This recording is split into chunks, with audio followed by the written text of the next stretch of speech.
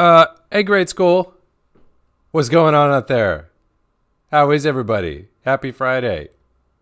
Thanks for being patient while I get myself organized and ready for grade school. There's all kinds of stuff that has to happen behind the scenes over here to actually get to where I am right now, standing in front of you, talking, being heard, and I have gotten into the bad habit lately of kind of underestimating that, so I'll try to do better. I hope you guys are doing good. I'm doing pretty good. I'm having a fun week. I've been grading. I've been color sciencing. I've been hanging out with clients. I've been doing a lot of reading. Me and Rafa were just talking about this book that I just picked up, this Designs on Film book. Highly recommend if you're at all interested in art direction, production design, all of the amazing like physical set deck and construction that goes into making movies beautiful and special. Really enjoying that. I've also been on a really big Batman kick this week, and I actually had really bad dreams last night, I think because of all the really dark Batman comic books I've been reading. Anyway, that's what's going on with me. Rafa, what are you up to over there? Well, I've been grading as well, and I'm actually enjoying the Last of Us TV show that it's on HBO, and nothing else, I think. Love it, man. All right, guys. Well, let's get started today. We're going to have a fun episode. I wanted to have a kind of a different theme than we've done before with today's episode.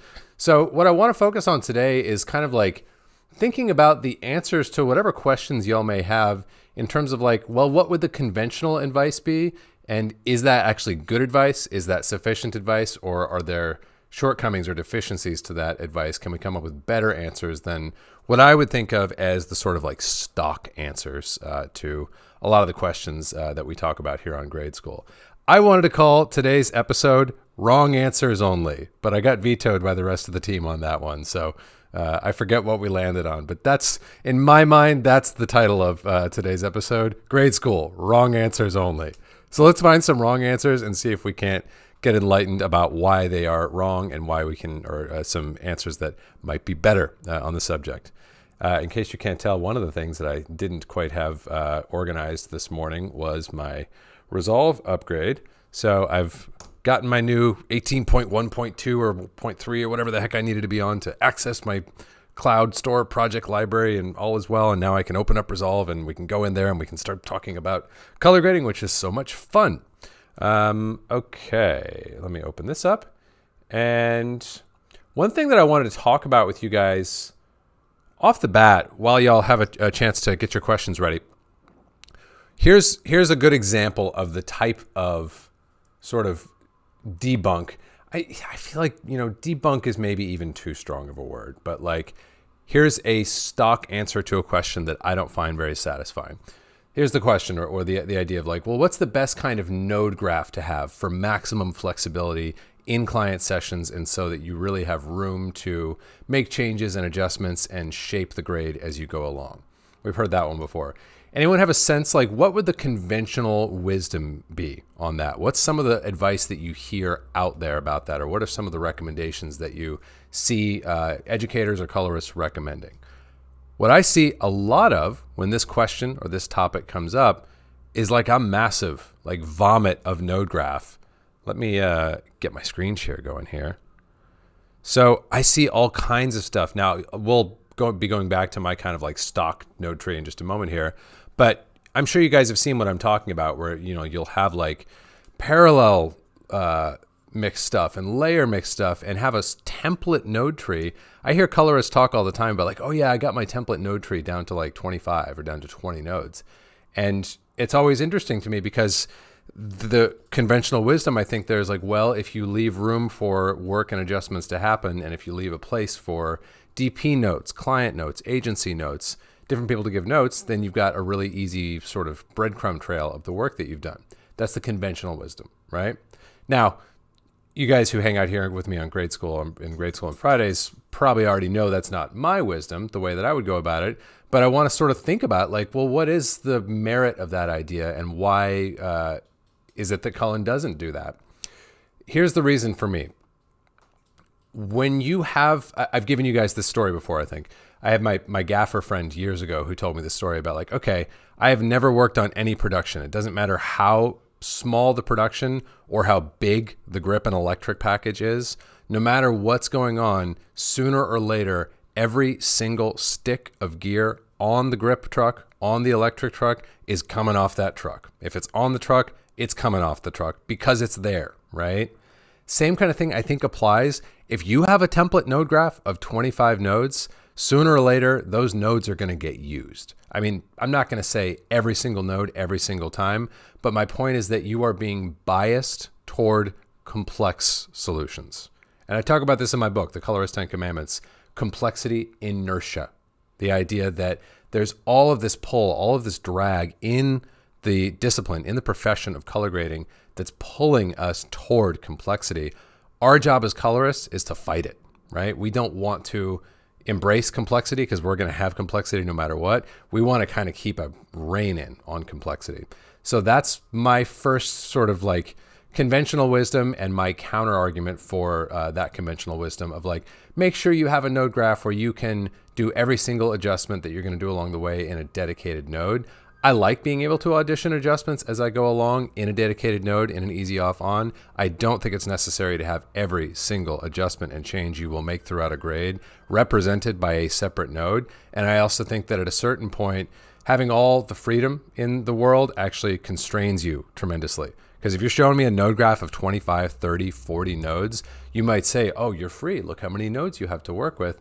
But in my mind, you're actually shackled because you can't functionally operate that vehicle any longer. Whereas with my template node tree that we're all probably pretty familiar with here in Resolve, we got 5 nodes, right? We can add whenever we want to, but this is a very intelligible node graph for me. So that would be my case to you. I'm not saying that anyone who does larger node graphs is wrong or that I have a better answer than them, but I do think that that conventional answer of like, make sure you have room for everything is maybe not the only or the best answer to the question. Rafa, what do we got out there? Any questions so far? Yeah.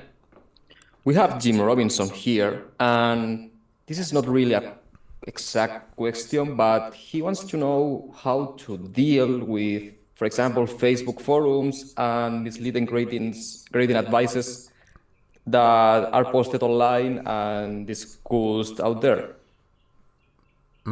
So, okay. I think I follow the question. So maybe it's fundamentally about how do you pick through the better and the not so good advice out there. Here's what I would say, like Jim in particular is a very accomplished colorist, and you've got some craft, you've got some game. I think you probably are pretty good at discerning, like quality information and knowledge from information and knowledge that's maybe less so. But it's a great question to ask. And so my recommendation for anyone who really wants to get better at discerning what's good versus not so good information, here's what I'd recommend. Go grab my book, The Colorist Commandments. It's an easy read. It's not an expensive buy. It's a very small investment that you can make in your craft. And the aim of that book is not to make you grade like me or make you buy into my philosophy. And really, one of the main chapters I want you to read when you check out that book, of course, I think you should read the whole thing. It's not long. But the last chapter is the number one that I think of when we're having this conversation. The last chapter of the Colorist Commandments is entitled Question Assumptions. That's what I find to be the most helpful thing throughout my career as a colorist is you can listen to a really... I'll put it to you this way.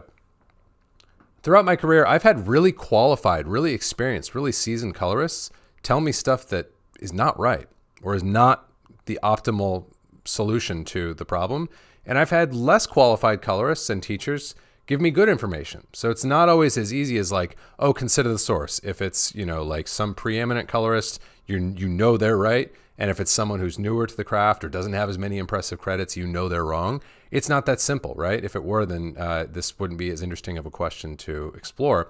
So I think you have to have some means of assessing things as they come along and applying the basic principles that I talk about in the Colorist Commandments. That includes things like macro beats micro. That includes things like thinking photographically.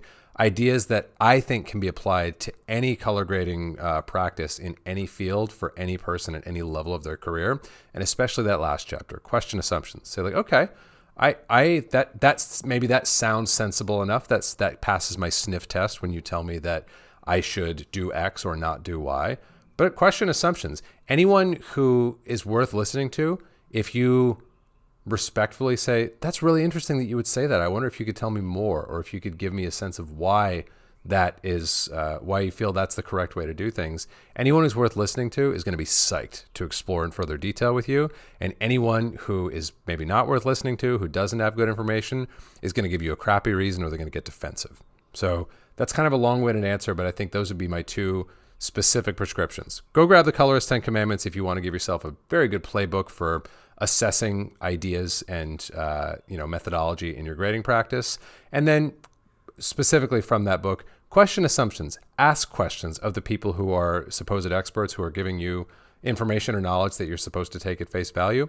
Question assumptions, because when you do, you're going to be able to discern even more quickly, okay, does this person know what they're talking about? Have they thought deeply about this? Or are they just trying to be the smartest voice in the room, which there's a lot of out there, isn't there? I guess I shouldn't talk. I talk about color grading plenty, but I don't claim to be the smartest voice in the room anyway. And I think when I say question assumptions, that should include anything that I've ever told you here on the channel. You should ask me questions all the time. And I would like to think that I'll always answer those. I'll always receive those questions with an energetic and psyched spirit, as opposed to like, well, because I say so. Anyway, some thoughts on that matter. Thanks for that question, Jim. A question from Akim. Most of the colorists say that you have to keep the skin tones to line on the skin line in the vectorscope. But if you watch, for example, The Boys, Joker, or even 90s movies shot on film, they are way off. So what's the right approach? And what kind of advice do you disagree the most with what is being taught out there? Yes, I'm really glad we talked about the skin tone line. I think that's right on brand for the kind of stuff that I think is useful for us to discuss today. So, conventional wisdom. If you want to get quote unquote good skin tone, your skin tone must rest along this skin tone line here in the vectorscope. And you guys have seen me talk about, I do reference the skin tone line all the time when I'm grading, and something that I will do constantly is, what do I have going on here? Let's wipe some stuff out here. Something that you'll see me do constantly when I'm grading is I will do a circular power window on a patch of forehead or skin and just go to highlight mode and see where it's sitting in relation to the skin tone line. So I think it's a nuanced thing. Like that, I think, is a good idea. Assessing how loosely or tightly does my skin tone adhere to that line. I think the challenge comes about when you take that as a dogma, because you have to remember, like, this vectorscope, this is literally just showing you how much red, green, and blue and how much of their complements are present in your signal. It can't tell you how the image feels. It can't tell you about relationships between different hues in the image. It's a very crude, broad instrument, and it certainly can't tell you anything about the context of your scene. This is something I think about all the time. Like, okay, so skin tone should always hit that line. Really? What if we're underwater? Skin tone should hit the line when we're underwater. What if my subject is bathed in like sodium vapor street light? Usually, if that's like the context of the scene is like I'm walking under a street lamp, I don't want the camera to be balanced to that source. I want it to feel the way it feels when I walk in that environment in real life, that's very, very warm, right? Even in that case, skin tone should be banging on that line. And then what about saturation? Is there, like, in the same way that we're saying, oh, skin tone here is wrong, skin tone there is wrong, does that mean that, like in the case of Isabella here, who's sitting at what I would say kind of is a reasonable stock saturation level, do we take this skin tone idea even further and say, oh, if it's further than here, it's wrong, and if it's lower than there, it's wrong? Of course not. That's where context comes in. That's where taste comes in. That's where, like the individual nuances of what we do as colorists come in. So that advice, I think, we've talked about this a lot here on the channel lately, but to kind of re-summarize, when it comes to the skin tone line, I use the skin tone line the way that I use any other aspect of my scopes. I don't use the skin tone line to tell me what to do. I use the skin tone line to tell me what I am doing, what I have done, right? So right now I don't have any grading going on whatsoever, But I might, in my balance node, if I'm looking at, like swinging my offset in a particular direction, maybe. Okay, I guess we're going with the mouse today. If I, am doing a balancing thing, this is a great example where I'm like, okay, so what is the balance? How is that affecting my skin? I say like, okay, it is indeed moving it like kind of like southwest. That doesn't mean that I have to line it back up, but it also might mean like, hey, what if I went to do this sort of same like greenish maneuver, but in such a way that like I'm allowing skin tone to remain more on the line, and go back and reevaluate and say, okay, maybe that's better. At least I've got some context to make assessments on. So that's one that's like, it's not dead wrong. It's just that it's an oversimplification of a more nuanced conversation. All right, a question from Still Cinematic. How beneficial is a 3x3 matrix, and how often do you use that tool? Is it at every grading session? Ooh, the 3x3 matrix. So we'll stick to our theme here. Wrong answers only. How beneficial is a 3x3 matrix? I feel like most of the colorists I know, the pros who would answer that question, would say, who needs that thing? It's useless. I think there's more nuance to it than that. On one hand, a 3x3 matrix, this sort of stock answer that I would offer up is like, well, the 3x3 matrix is really more suited to technical transformation. If you need to get from Arri wide gamut to DaVinci wide gamut, 3x3 matrix is your friend. That's the only way to make that, or not the only way, but that is the standard way to make that translation, and it's a very good tool for making that transformation. If we think about it in the context of color grading, what's the utility of a 3x3 matrix? It's the stock answer would be that, it's limited or none. And indeed, like a 3x3 matrix is not a substitute for a good balance or a good exposure, good ratio. But we've talked about 3x3 matrices in sort of unusual applications a lot here on the channel lately, haven't we? Remember the one in the recent balancing series that we did, where we looked at the fact that if you have an image with a really tricky balance, this is the closest that I have here kind of ready to go in this timeline. Let's put this image under a look and make it feel like it actually would if I were grading under it, or grading it, I should say. I'm going to go into my Voyager LUT pack that just came out earlier this month. Go check this out if you are interested in getting some really high quality modular scene referred looks that you can implement in DaVinci Wide Gamut and have lots of flexibilities to sort of like add and tune different pieces without necessarily needing to understand the color science that I did when I built this LUT pack. I'm going to skip that piece completely here. Let's just go with this contrast curve for now. So what I was going to observe about 3x3 matrices, there we go, is if we're looking at an image like this and we decided, hey, we actually don't like the like cooked, like cool treatment that we have in this image, we could try to balance it out, or we could go to the RGB mixer and work in a linear gamma and make a really good go of adjusting things in that realm. So for our red output, we could borrow some of the blue that's already really present in this image and start to crank it up. And there we go. It took it a minute to wake up. And start to really like increase this like so. I'm going to turn this preserve luminance off here. And same thing with the green, like really pump some of that into the red channel, which is quite weak in this image, right? And then on the blue output, we could maybe pull some blue down. Let me get my vectorscope up and kind of get my bearings here a little bit. And then let's look on the green side and add some blue in there as well. So basically the idea here is that I'm looking at is, well, the weakest channel of the source image is the red followed by the green, and then the blue is the strongest. So rather than just trying to boost the red channel, I'm trying to actually borrow from the stronger channel and use it to fill in the weaker channels, if that makes sense. So this is feeling like that's fairly low saturation, but it's getting me to a neutral position as quickly, probably faster than I would with a balancing adjustment.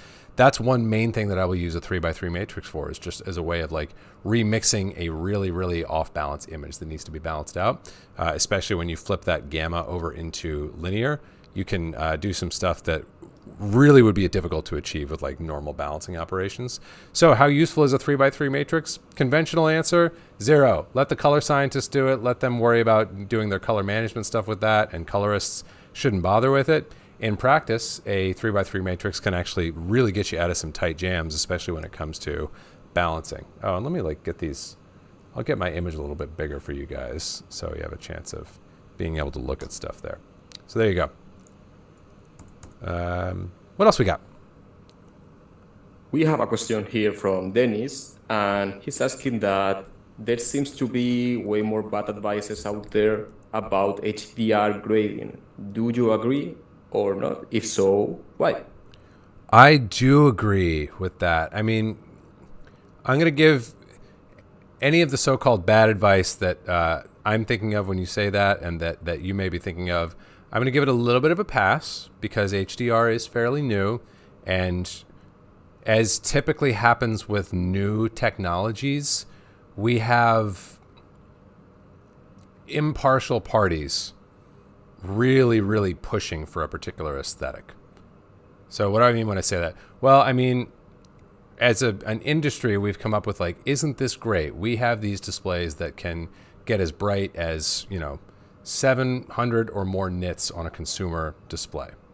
And that's led us to come up with standards that say, well, the standard for an HDR deliverable is a 1000 nit luminance level, which, by the way, if you don't know what I'm talking about, luminance is just the peak brightness of your display, roughly speaking. So where normal SDR, standard dynamic range, is going to have a peak luminance of around 100 nits, HDR, the standard for HDR when I go to do an HDR master is a 1000 nit ceiling. So it's a lot brighter. There's a lot more we can do up there.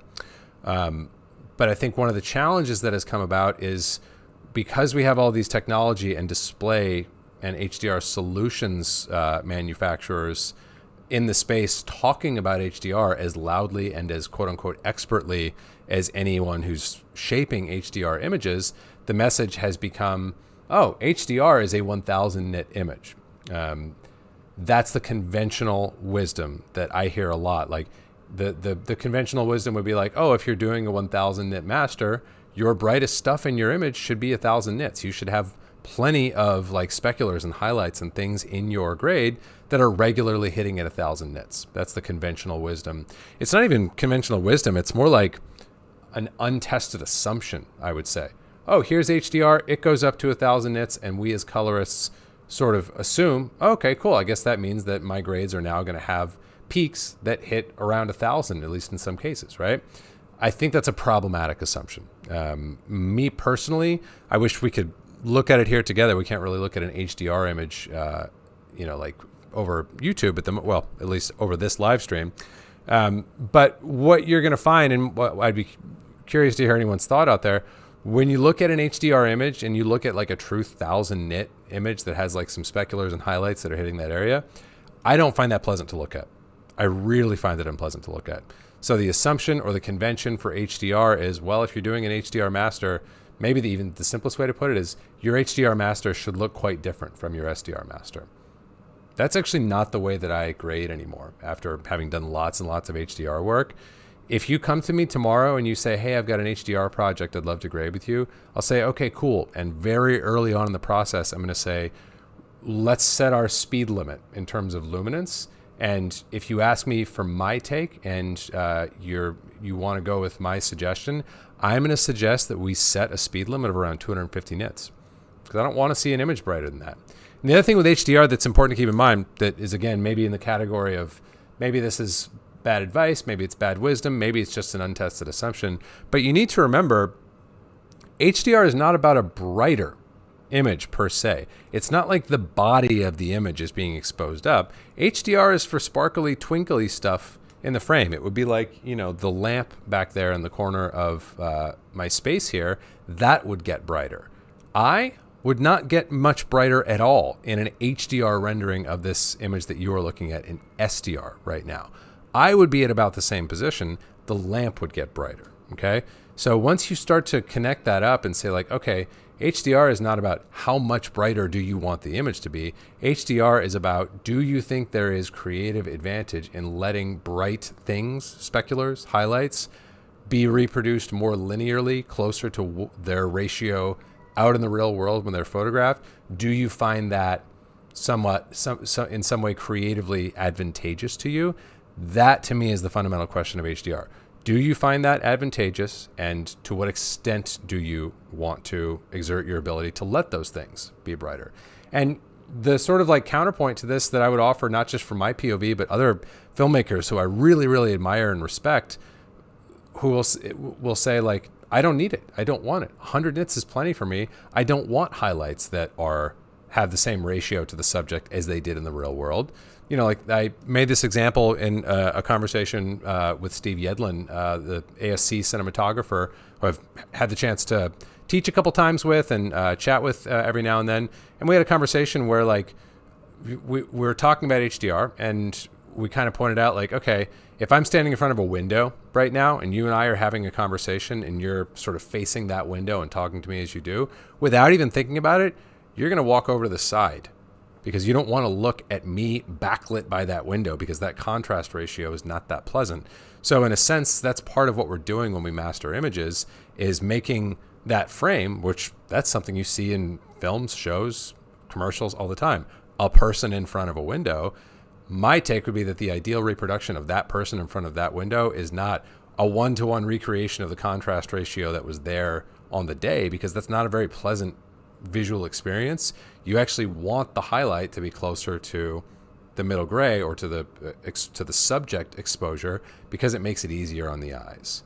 So that's a bunch of ideas about HDR, but I think the thumbnail there again would be like, the assumption or the conventional wisdom is that HDR goes to 1,000 nits, so we should be using 1,000 nits or close to it. My counterpoint, my counter argument, my more nuanced idea to replace that would be, HDR is just giving you a bigger container to operate in. You know, just because I drive a pickup truck doesn't mean that I have to load down that pickup truck with concrete every single day, every single time I go in there to drive it. I just like knowing that if I need to move my buddy's couch or whatever, I've got room for my buddy's couch in the back of the truck. It's about capacity rather than what you use of that capacity on any particular day in any particular job. All right, let's go to ACES for a second. Question from Jens. Most colorists using ACES are grading under ACEScct, although I find ACEScc to give a much smoother response in the shadows. So why do most colorists prefer ACEScct? Ooh, this is a really good question. So when we think about ACEScct versus ACEScc, we'll do a little bit of an ACES history lesson here. So when ACES like 0.7, I think was like the first like public release of ACES.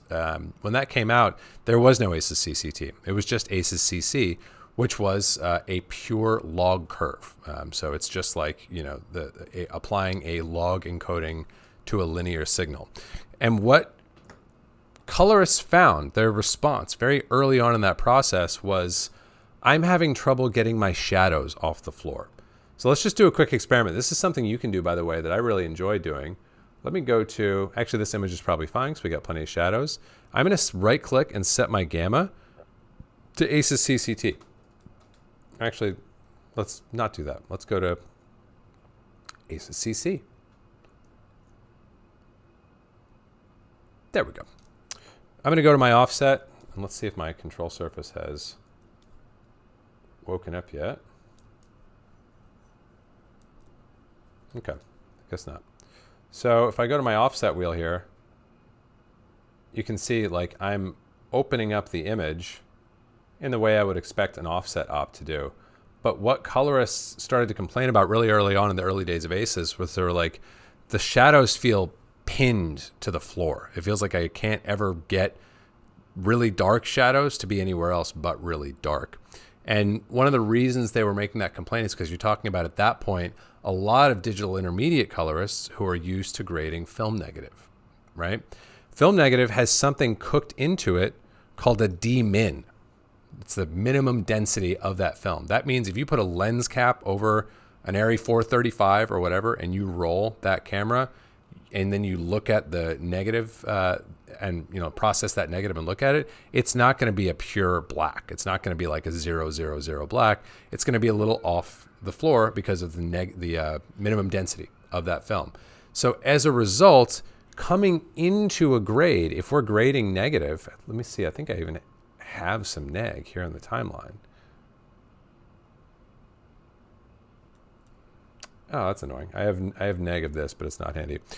What I'm driving at is when you come into a grade and you're grading negative, it's already off the floor a little bit. So when you open your offset, for example, you're going to see your shadows actually react quite a bit. They move quite a bit with an offset operation, even though we tend to think of offset as kind of an exposure-esque adjustment.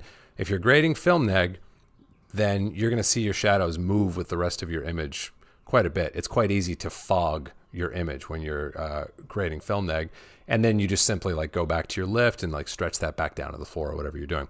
What people found with ACEScc, especially if they were not grading film negative, but even when they were, is that it's really tough to get those code values off of the floor because of the math that was involved.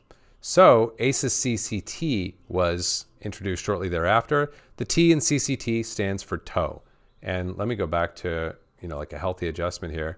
And let's look at what happens when I flip from ACEScc to ACEScct. Let's try that again. Actually, I want to eyeball my scopes when I do that. You can see it down here in the histogram, what happens. I've got a little cut in the toe now. That's going to mean that as I am going up, and I guess because this is a heavier image, it's not as prominent as I was maybe expecting, but what you'll see is you actually can fog your shadows. You can lift your shadows. You can get them off the floor quite a bit more easily than you can with ACEScc. So that was the idea that like colorists of the time they had in mind. So they called out like, I really want to work and I need something that lets me fog shadows or that has more of that traditional filmic response that I'm used to. And that's kind of been the standard ever since it was adopted. And I don't think as an industry, we've looked back much. Really all the talk that you hear about like the stock color grading space in ACES is we talk more about ACEScct than we do about ACEScc. So I think that's a great question. Like, why exactly is that? And I'll put it to you this way. I actually agree. I do think sometimes it can be difficult to get very low code values to move very much in ACEScc. It can feel challenging to get the response that you want. But I don't think that that's a reason to only ever use ACEScc versus ACEScct. And in fact, what you can do is a maneuver we just did here. I happen to be in DaVinci Wide Gamut Intermediate right now as my sort of like color management system. But if you're grading in ACES, maybe you pick one. Maybe you say, like the way I often will do ACES jobs is I will set my working tone curve to ACEScc. And then if I'm like, wow, I really do feel like I'm fighting the CC-ness of this and I want to get more of that CCT response, I'll go over to the node in question and flip the gamma to ACEScct. And that way I have the best of both worlds. And just as importantly, that gives me a very easy opportunity to evaluate, is that my issue that I'm sort of blaming on ACEScc, or is that really just irrelevant, or am I being suspicious without due cause? That's an easy way to check. And then if it is like, okay, I'm getting better results in CCT, cool, you're there and you can work in both. So short answer, ACEScct is somehow always better because it allows you more control over the shadows. More nuanced answer, yes, pure log curves such as ACEScc can make it difficult to move shadows off of the floor. However, that's sometimes exactly what you want in a color grade. Other times you may want to have more of that cut toe. Like CCT is really modeling, the way I think of it, it's modeling that minimum density that I was talking about with the film negative. It has a little cut in the very bottom of the encoding that looks to me an awful lot like the D-men of a, if you look at like a Kodak, like 5219 spec sheet, and you look at the D-log E curve or the characteristic curve, and you see that the floor for the red, green, and blue channels are all well off of the very bottom of the graph. When you look at an ACEScct encoding, it looks awfully similar to that to me. So I like to move fluidly between them and understand why each of them is there and what they are good at and what they can do that the other can't. But I try to refrain from, like generalizations that ACEScc is always wrong or ACEScct is always right. let's go back to the topic of the week. Question from Ingo Palo. When some colorists look at the scopes, they like keeping their highlights below a value around 896, saying that all the detail are kept around that level. Around 896. So if I just expose down and maybe like open up my shadows a little bit as well,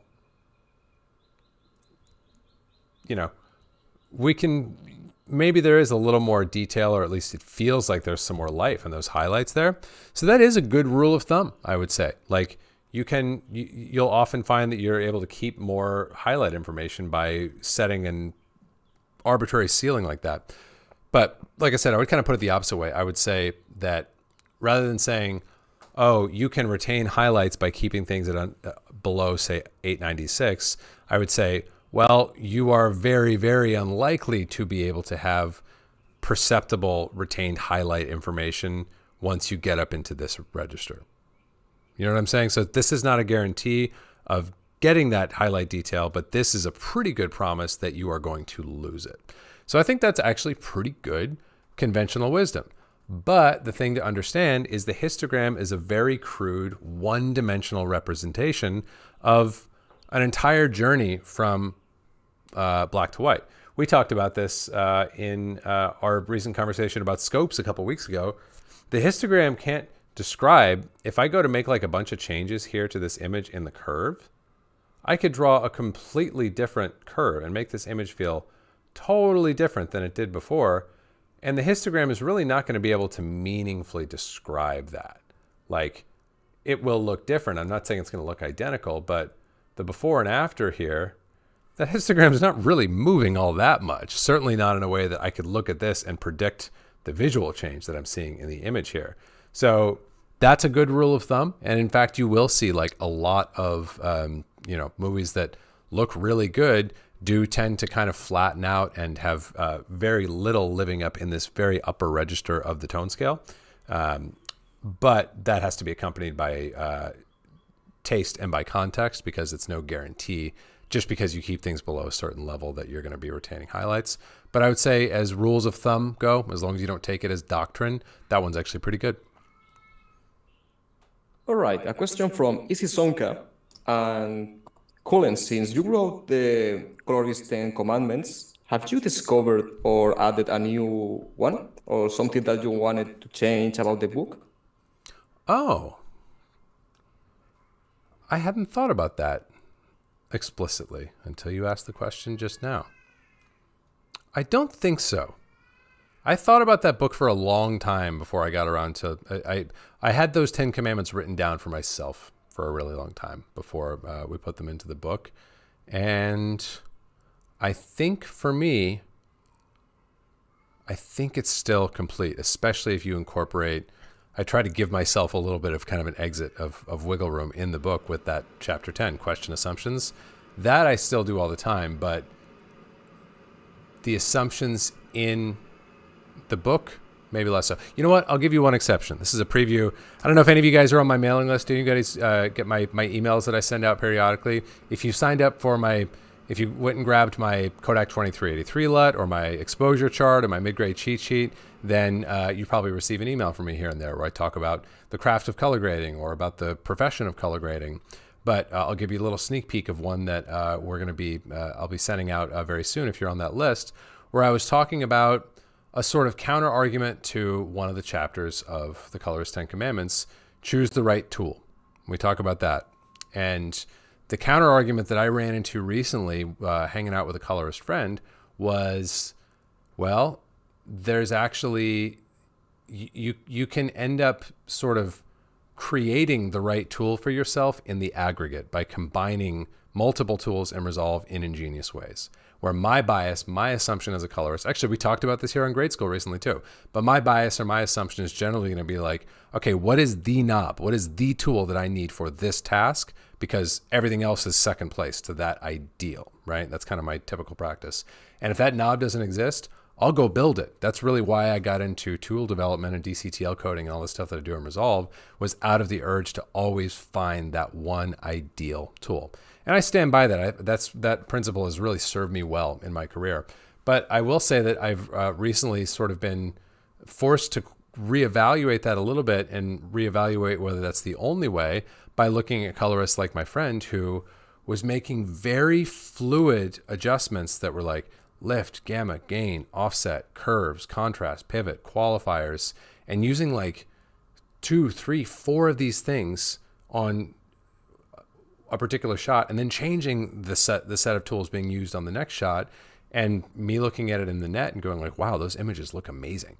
So I think there's that would be one where I am recognizing lately, well, you can sort of re-lens that idea of choosing the right tool by saying that when a really skilled colorist like my friend who I was watching, basically play the control surface like a musical instrument and play lots of tools against each other, you could think of that as that they are essentially spinning up their own one-time use tool that's specifically tailored to that shot or to that need. So you could kind of fit it into that box, I suppose, but maybe that is an expansion or a bit of a tweak on that idea of choosing the right tool for the job. Another question from Jim Robinson, this time a more technical one.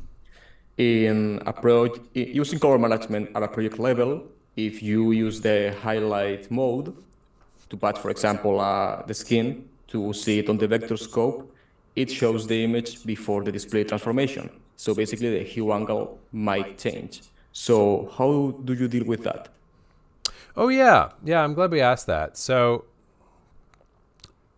what Jim is pointing out is like right now, my color management is happening at the project level. This is the way that I typically will show it to you guys here on the channel. We'll say, hey, if you want to do your color management, you can go in and set it up, and here are my stock settings. And I try to keep that consistent for the sake of those of us who are learning color management for the first time. What Jim is talking about is if I turn that off, let's just bypass color management on this clip for a minute, and let's reset all of our grades, and I've got nothing currently happening at the timeline level. What Jim is saying is if you are color managing in nodes, which would be something like this. I'm going to do a really simplified version of this just for the sake of speed. And I'm going to go directly from camera to display. This is like some very, very simple color management, like so.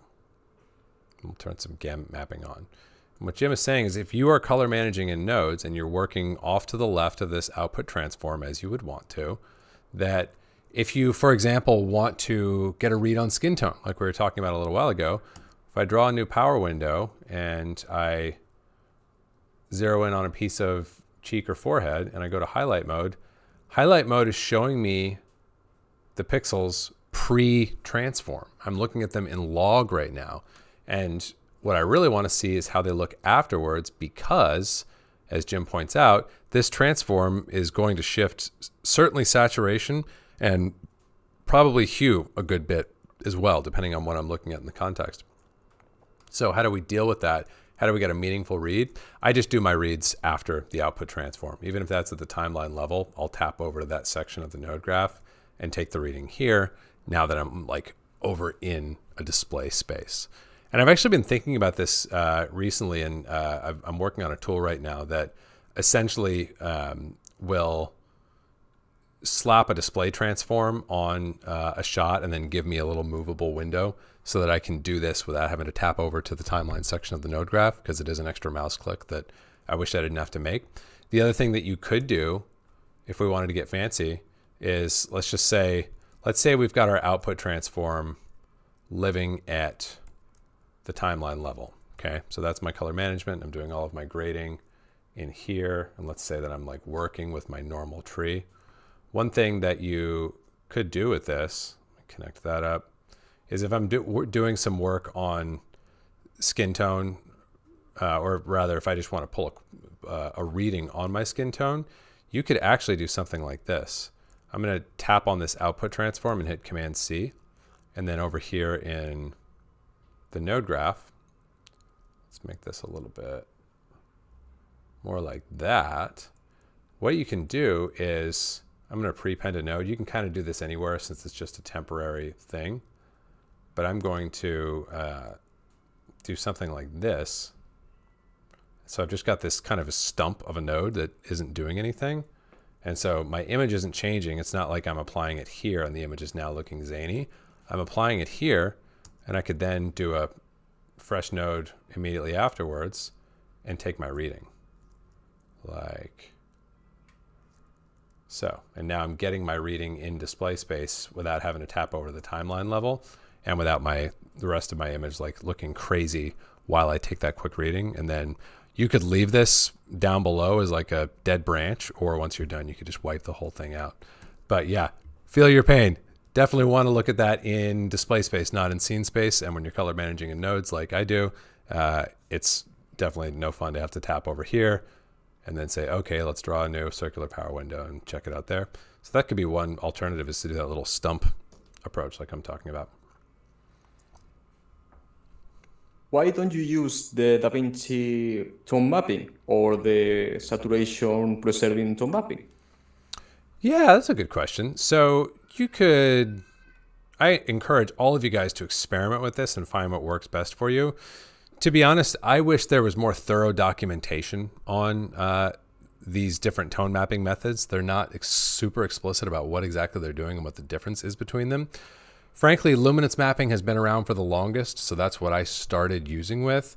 And thus far, when I've experimented with DaVinci and with saturation preserving, I just don't like what they're doing as much. If another tone mapping method comes along tomorrow that I throw on and I like what it's doing more than I like what luminance mapping does, then I would make the switch. But the sort of like the momentum goes with this because it's been around and it works for me. And thus far, these sometimes on an individual shot, I'm like, oh, that's kind of interesting. But as like a system-wide, every project, every shot, all the time type of thing, I think luminance mapping is the right choice. A question from Nathan. Why is Rec 709A still being used as a solution? Does it have any use beyond the Quicktime reproducer? Well, you know what? I'm really glad that we're going to talk about this, because this can tee up something that I've been wanting to revisit for a while, and I think it's time on Grade School. We need to go back and talk about this whole like web reproduction thing and the Rec 709A tag and all those things. But this is we'll get a little kind of like appetizer today to talk about this. This will take a minute or two, but it's well worth discussing. So Rec 709A, what does that actually mean? Well, Rec 709A is really just a way of dealing with, if you go back and look at the history books, here's like the dirty truth. I'm about to blow everyone's minds with this. Rec 709 is not a display color space. It's not what it was designed for. Rec 709 was designed to describe the characteristics of a camera, like back in the 90s. So Rec 709 is not a display standard. Now, can you say those primaries that I use to describe the capture characteristics of that camera, can you use those primaries to describe the behavior of a display? Yeah, that's why we say Rec 709 and we say it so ubiquitously. But the reason I point this out is because when we say Rec 709, we're not really explicitly saying anything, because there's no gamma in the Rec 709 standard. There is no gamma spec. And that's a big part of where all this confusion about gamma 2.4 or gamma 2.2 or gamma 2 or gamma 196 comes into play. There's nothing wrong or right about any of those, because Rec 709 does not have an explicit gamma spec to it. That's why we came up with BT 1886, which is really the more accurate way of describing like what my monitor here is calibrated to. My monitor is calibrated to BT 1886. BT 1886 has identical primaries to Rec 709, but it also calls for an explicit gamma curve, which is essentially it's a BT 1886 curve, but if you have a display that can hit 0, a true black, then that's essentially just gamma 2.4. So that's, if you really want to describe the characteristic of a display, you need to describe it that way. Rec 709A was implemented, among other reasons, to deal with the Quicktime bug of like gamma reproduction when we render our files out. But Rec 709A is actually a spec that calls for the sort of like implied traditional gamma curve of Rec 709 material of Rec 709 when it was conceived of as a camera space back in the 90s, which is around like a gamma of 1.96. So a lot more contrast than a gamma of 2.4. So that's what Rec. 709A is all about. So in that sense, you could say, like, what exactly is Rec. 709A other than a thing I tag my output color space to so that my stuff looks correct in QuickTime? What actually is Rec. 709A? Rec. 709A is a way of explicitly invoking the accepted gamma standard of Rec. 709 when it originally existed. And that accepted standard is the reason why why QuickTime gets gamma wrong. Is because when you tell QuickTime Rec. 709, it hears those primaries and a 1.96 gamma curve, which is of course not what we think of as Rec. 709 today.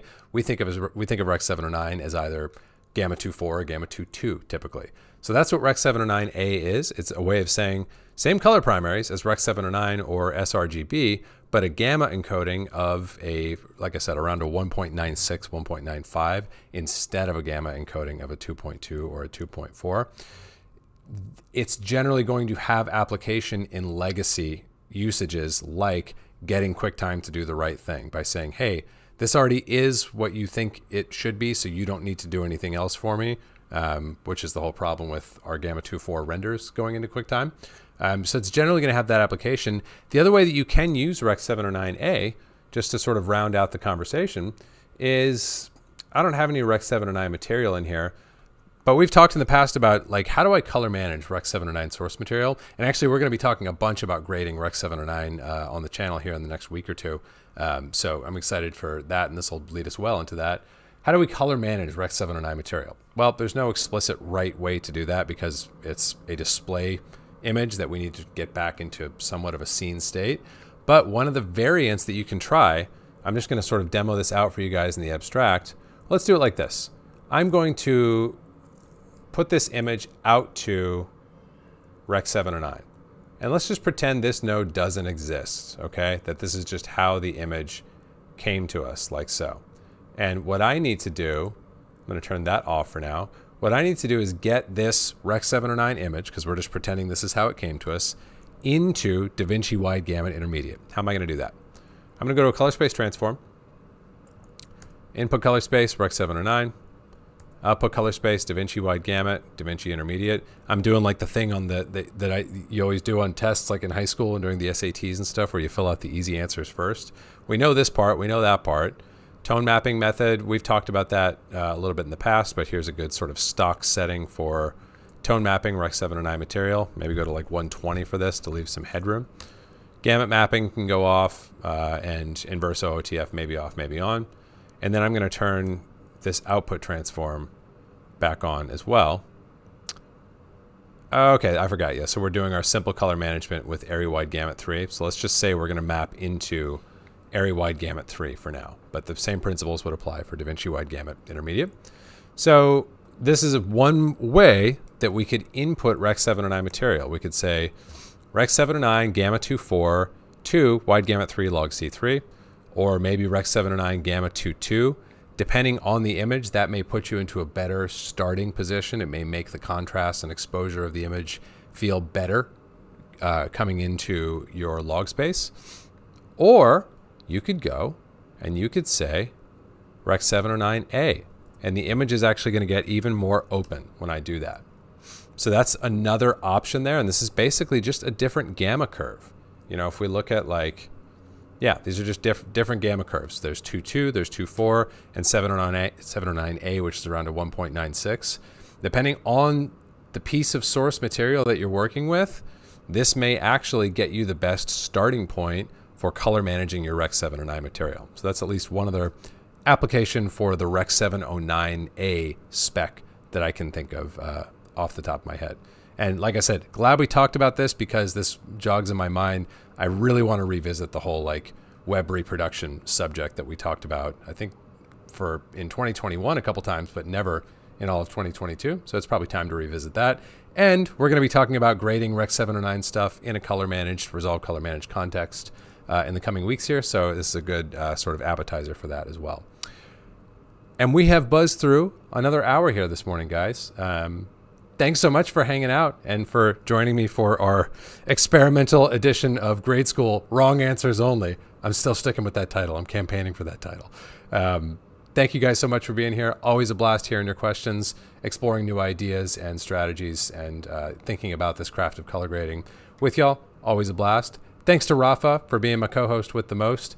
I hope you guys have an awesome Friday. Have an awesome weekend. We got more content coming out next week that we'll be doing a live grade school follow-up session on next Friday. And really excited for everything that's coming down the pipe and looking forward to seeing all you guys really soon. Have a great weekend. See you soon. Take care.